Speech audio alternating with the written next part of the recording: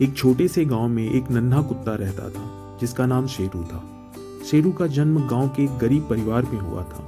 उसके मालिक रमेश बहुत मेहनती थे, लेकिन गरीबी की वजह से उनके पास बहुत कम साधन थे। शेरू हमेशा अपने मालिक के साथ रहता और उनकी हर मुश्किल में साथ देता। शेरू की प्यारी आदतें और निष्ठा ने उसे गांव में सबका चहेता बना दिया था। वह नन्हा कुत्ता गांव के बच्चों के साथ खेलता, बूढ़े लोगों की सहायता करता और हमेशा रमेश के साथ उनके खेत में काम करता। एक दिन अचानक गांव में एक बड़ी विपत्ति आई। गांव के पास की नदी में अचानक बाढ़ आ गई। बारिश के कारण नदी का जल स्तर तेजी से बढ़ने लगा, जिससे गांव के लोग घबरा गए। सभी लोग अपनी जान बचाने के लिए सुरक्षित स्थान की तलाश में थे। रमेश भी अपने परिवार के साथ घर छोड़कर सुरक्षित स्थान पर जाने की कोशिश कर रहे थे। जैसे ही रमेश ने अपने परिवार को सुरक्षित स्थान पर पहुंचाया, उसने देखा कि उसकी छोटी बेटी मीना नदी के किनारे फंस गई थी। मीना खेलने के लिए वहां गई थी और अचानक से बाढ़ आ गई।